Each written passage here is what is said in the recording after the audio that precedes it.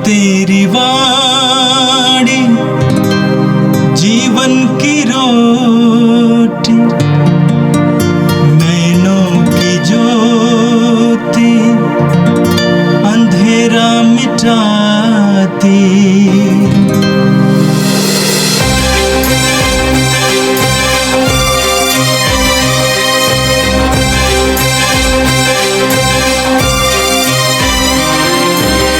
प्रभु तेरी वाणी जीवन की रोटी, नैनों की ज्योति अंधेरा मिटाती।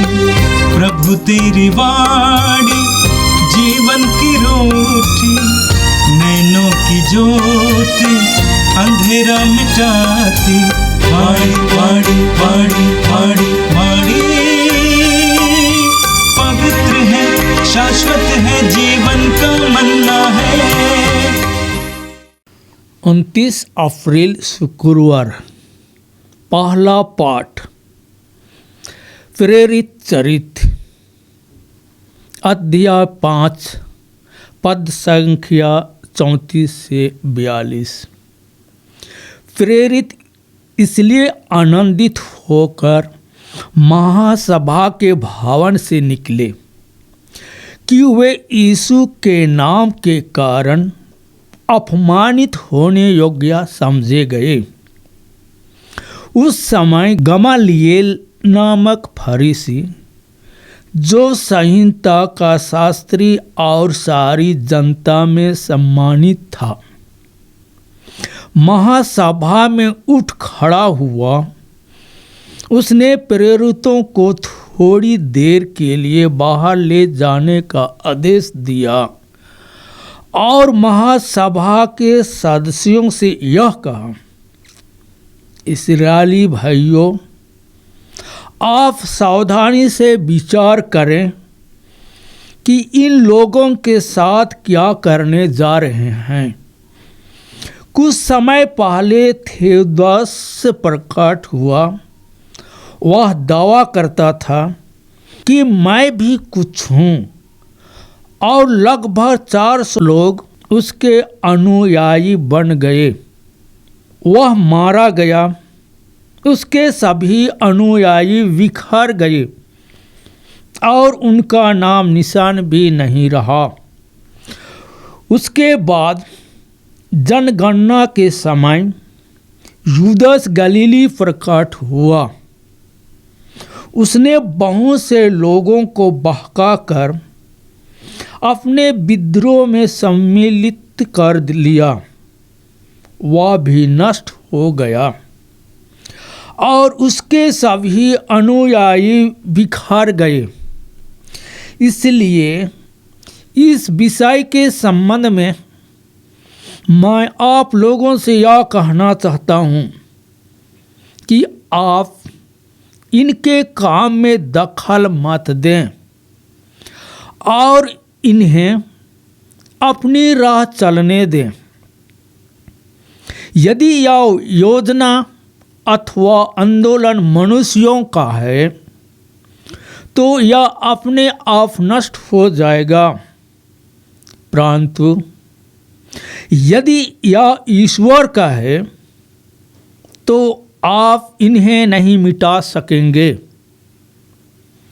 और ईश्वर के विरोधी प्रमाणित होंगे।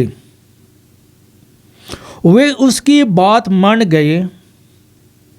उन्होंने प्रेरितों को बुला भेजा, उन्हें कोड़े लगवाए और यह कड़ा आदेश देकर छोड़ दिया कि तुम लोग यीशु का नाम लेकर उपदेश मत दिया करो। प्रेरित इसलिए आनंदित होकर महासभा के भवन से निकले कि वे यीशु के नाम के कारण अपमानित होने योग्य समझे गए। वे प्रतिदिन मंदिर में और घर घर जाकर शिक्षा देते रहे और यीशु मसीह का सुसमाचार सुनाते रहे। यह प्रभु की वाणी है। संत योहन के अनुसार पवित्र सुसमाचार अध्याय 6 वाक्य 1 से 15 तक।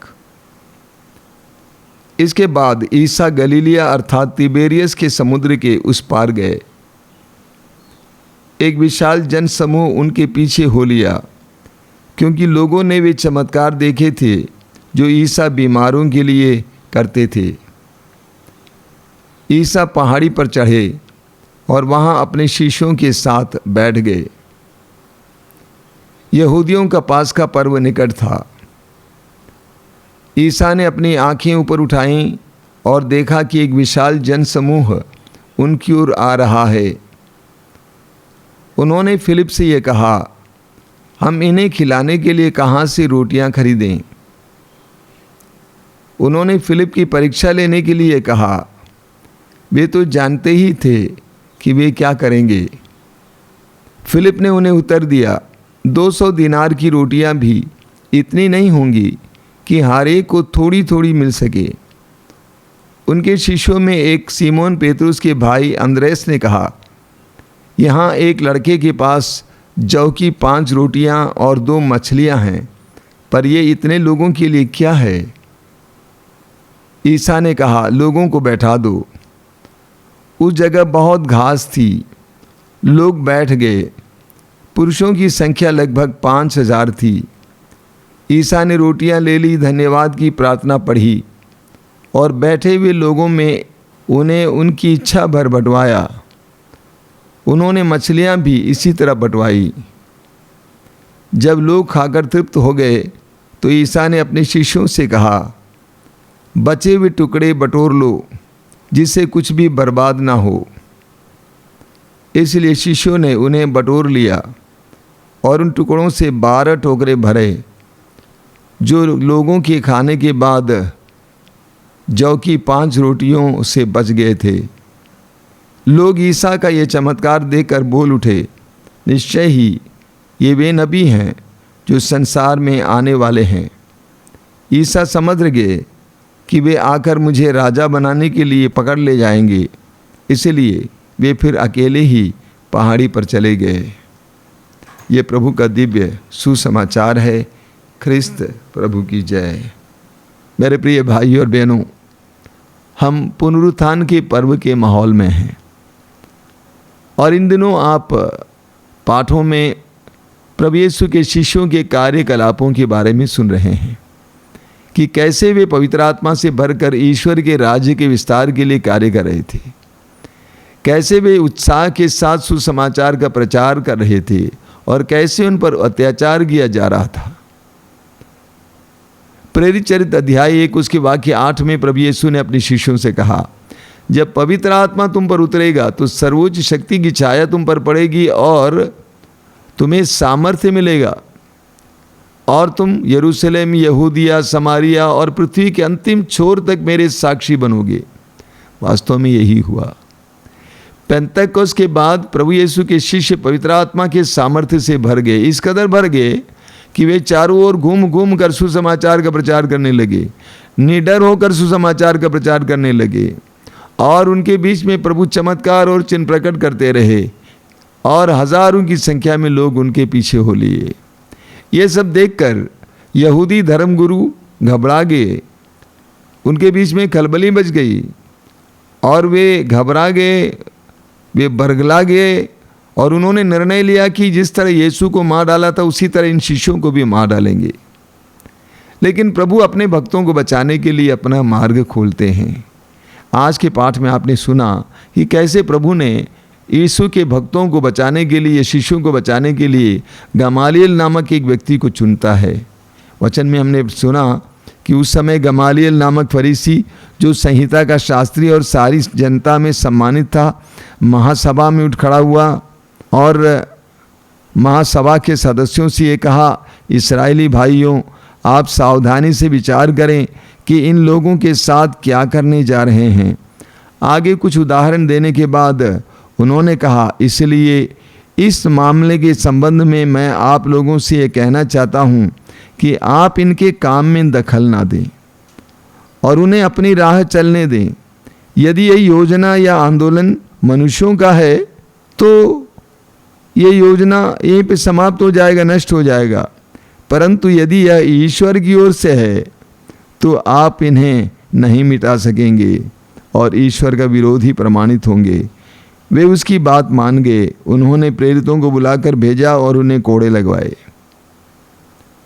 तो प्रभु ने गमालियल को चुना ताकि शिष्यों को मौत के मुंह से बचा लें। और गमालियल ने कहा कि यदि यह मनुष्यों की ओर से आंदोलन है तो ये समाप्त हो जाएगा, लेकिन अगर ये ईश्वर की ओर से है तो आप इसको रोक नहीं पाएंगे और आप दंडित हो जाएंगे। हम जानते हैं ये ईश्वर की ओर से था, पवित्र आत्मा का काम था। आगे आपने क्या सुना? आगे लिखा हुआ है कि उन्होंने प्रेरितों को बुला भेजा, उन्हें कोड़े लगवाए। कोड़े लगवाए, कोड़े लगवाने समझते हैं, कोड़े लगवाए बहुत कठोर ये सजा होती है। और ये कड़ा आदेश देकर छोड़ दिया कि तुम लोग ईसा का नाम लेकर उपदेश मत किया करो। आगे इसका रिस्पॉन्स क्या है, प्रतिक्रिया क्या है? वचन में लिखा हुआ है, प्रेरित इसलिए आनंदित होकर महासभा के भवन से निकले कि ईसा के नाम के कारण अपमानित होने योग्य समझे गए। उनके ऊपर कोड़े बरसाए गए, उनका उपहास किया गया, लेकिन बड़े आनंद के साथ शिष्य वहाँ से चले गए कोड़े खाने के बाद, अपमान सहने के बाद, और ये सोचा कि हम यीशु के कारण अपमानित होने के लिए योग्य समझे गए। इतना ही नहीं, आगे वचन में लिखा हुआ है, वे प्रतिदिन मंदिर में और घर घर जाकर शिक्षा देते रहे और ईसा मसीह का सुसमाचार सुनाते रहे। उनका मुंह बंद नहीं हुआ। वे प्रभु के प्रेम से भर गए थे, वे सुसमाचार से भर गए थे, सुसमाचार की आग से भर गए थे, पवित्र आत्मा के सामर्थ्य से भर गए थे। पवित्र आत्मा के सामर्थ्य को पाने से पहले वही पेतरुस एक साधारण सी नारी के सामने ये कहा, शपथ खाकर कहा कि मैं यीशु को नहीं जानता हूँ। लेकिन पवित्र आत्मा का सामर्थ्य पाने के बाद पेतरुस बदल जाते, सभी बदल जाते हैं। ये पवित्र आत्मा का काम है। सुसमाचार की घोषणा चलती रही और वे निडर होकर सुसमाचार का प्रचार करते रहे। और आज के सुसमाचार में हमने देखा, यूहन्ना के सुसमाचार के अध्याय 6 से रोटियों के चमत्कार का वर्णन। वैसे रोटियों के चमत्कार का वर्णन हमें चारों सुसमाचारों में, मत्ती के सुसमाचार में, मार्कुस के सुसमाचार में, लूकस के सुसमाचार में और यूहन्ना के सुसमाचार में, चारों सुसमाचारों में पढ़ने को मिलता है। यानी ये प्रमाणित किया जा रहा है कि ये घटना हुई। इसको हम एक घटना के तौर पे देख सकते हैं या एक संदेश के रूप में ले सकते हैं। घटना के रूप में लेंगे तो यीशु का सामर्थ्य प्रकट हुआ। 5 रोटियों से 5000 से भी ज़्यादा लोगों को खिलाया गया, सामर्थ्य प्रकट हुआ। लेकिन अगर संदेश के रूप में लेंगे तो सबसे पहला संदेश यह है कि प्रभु यीशु अपनी जनता से कितना प्यार करते थे, उनका ख्याल करते थे। अपने सामने बैठी जनता को देखकर और वचन सुनने के लिए उनके उत्साह को देखकर यीशु के हृदय में उनके प्रति प्यार जगता है, उनका ख्याल करते हैं। प्रभु शिष्यों से पूछते हैं कितने लोगों को खिलाने के लिए कहाँ से हम रोटी खरीदें। हालांकि प्रभु जानते थे कि प्रभु क्या करने वाले हैं। तो सबसे पहले हमारे प्रति प्रभु का ख्याल। दूसरी बात, मत्ती के समाचार के अध्याय 6 वाक्य 33 में प्रभु यीशु कहते हैं, तुम सबसे पहले ईश्वर के राज्य और उसकी धार्मिकता की खोज में लगे रहो और ये सब चीज़ें तुम्हें यूं ही मिल जाएंगी। ध्यान से सुनना, तुम सबसे पहले ईश्वर के राज्य और उसकी धार्मिकता की खोज में लगे रहो और तुम्हें ये सब चीज़ें यूं ही मिल जाएंगी। ये इस बात यहाँ पर प्रमाणित हुई। लोग ईश्वर के राज्य की खोज में थे। लोग प्रभु के वचन को सुनने के लिए उतावले थे, उत्साही थे और उनके लिए प्रबंध किया गया। हमारा ईश्वर हमारे लिए प्रबंध करने वाला ईश्वर है। आप पढ़ेंगे स्तोत्र 34 उसके वाक्य 11 में लिखा हुआ है, धनी लोग दरिद्र होकर रह जाते हैं लेकिन प्रभु की खोज में लगे रहने वालों का घर भरा पूरा है। प्रभु की खोज में लगे रहने वालों का घर भरा पूरा है। लोग यीशु की खोज में थे, ईश्वर के राज की खोज में थे और प्रभु ने उनके लिए प्रबंध किया। मत्ती के सुसमाचार के अध्याय 5 उसके वाक्य 8 में प्रभु यीशु स्वयं कहते हैं, धन्य है वे जो धार्मिकता के भूखे और प्यासे हैं, वे तृप्त किए जाएंगे। देखिए, प्रभु यीशु ने 5 रोटियों से हजारों लोगों को खिलाया। सर्वत्र ऐसा नहीं किया। चारों सुसमाचारों में लिखा हुआ है कि जो लोग यीशु के वचनों को सुनने के लिए आए उनको तृप्त किया गया। प्रभु यीशु कोई ऐसा जादूगर नहीं थे कि चारों ओर इस तरह के चमत्कार किया करते थे, बिल्कुल नहीं। जो प्रभु के वचनों को सुनने के लिए आए उनको तृप्ति किया गया। वचन में लिखा, प्रभु कहते हैं, धन्य है वे जो धार्मिकता के भूखे और प्यासे हैं, वे तृप्त किए जाएंगे। ये गरीब लाचार लोग धार्मिकता के भूखे और प्यासे थे। सुसमाचार में अन्यत्र आपको पढ़ने को मिलेगा कि वे सुध बुध खोकर यीशु के पीछे लग गए थे। अन्यत्र आपको पढ़ने को मिलेगा कि 3 दिन से वे यीशु के पीछे लगे हुए थे, भोजन भी छोड़ दिए थे। वे धार्मिकता के भूखे और प्यासे थे, इसलिए वे तृप्ति किए गए। जो आध्यात्मिक प्यास अपने में महसूस करता है, आध्यात्मिकता के लिए प्यासा और भूखा है, उसके प्रभु संतुष्ट करता है। सबको संतुष्टि नहीं मिलती है। संसार में बहुत सारे लोग धन से अपने को संतुष्ट करने का प्रयास करते हैं, लेकिन उनको संतुष्टि नहीं मिलती है। कितना भी मिले वे संतुष्ट नहीं हैं। लेकिन जो धार्मिकता के भूखे और प्यासे हैं, प्रभु के वचन के भूखे और प्यासे हैं, उनको प्रभु संतुष्ट करते हैं। हमें बाइबल में एक सुंदर उदाहरण मिलता है राजाओं के पहले ग्रंथ के अध्याय 3 में राजा सुलेमान के बारे में। प्रभु ने सपने में राजा सुलेमान से पूछा कि मैं तुम्हें क्या दूं। राजा सुलेमान ने सिर्फ क्या मांगा? विवेक मांगा। ये प्रभु को बहुत अच्छा लगा। प्रभु ने ना केवल उसको विवेक दिया, बल्कि अन्य बहुत सारी चीजें भी, धन संपत्ति सोना दिया। जब हम भी आध्यात्मिक भूख रखेंगे, आध्यात्मिकता की खोज में लगे रहेंगे, प्रभु हमें बाकी सब कुछ देंगे, कोई कमी नहीं होगी। मैं आपके लिए एक उदाहरण हूं। हमारे आश्रम को चलाने के लिए धन की आवश्यकता है, लेकिन आज तक मैंने अपना हाथ किसी के सामने नहीं फैलाया है। अगर आप ईमानदारी से प्रभु के राज्य के लिए काम करेंगे तो प्रभु आपके लिए प्रबंध करेंगे, इसमें दो राय नहीं है। लोग बड़े उत्साह के साथ यीशु के वचनों को सुनने के लिए उनके साथ लग गए, और यीशु ने स्वयं उनके बारे में सोचा, स्वयं उनकी आवश्यकता को महसूस किए और स्वयं उनके लिए प्रबंध किया, चमत्कार किया, और इतनी रोटियां कि खाकर तृप्त हो गए और रोटियां बच गईं। अब यूहन्ना के सुसमाचार में रोटियों के चमत्कार का वर्णन एक तरह से प्रस्तावना है। इसके बाद प्रभु एक बहुत बड़ी शिक्षा देने वाले हैं। प्रभु मन्ना के बारे में बताने वाले हैं। प्रभु अपने बारे में बताने वाले हैं। प्रभु ये बताने वाले हैं कि स्वर्ग से उतरी हुई जीवंत रोटी मैं हूँ, और स्वर्ग से उतरी हुई जीवंत रोटी संसार के लिए अर्पित मेरा मांस है। तुम्हें मेरा मांस खाना होगा, मेरा रक्त पीना होगा। एक गहरी शिक्षा देने वाले थे। तो यूहन्ना के सुसमाचार में रोटियों के चमत्कारों का ये वर्णन मात्र एक घटना नहीं है, बल्कि एक प्रस्तावना है प्रभु की अन्य गंभीर शिक्षाओं के लिए। हमारे लिए भी एक संदेश है। वो संदेश यह है कि प्रभु हमारे जीवन में भी बहुत सारी कृपाएं देते हैं, हमें भी बहुत सारे अनुग्रह देते हैं, लेकिन वो अनुग्रह अपने में अलग नहीं है, उसके साथ कुछ संदेश भी जुड़े हुए हैं।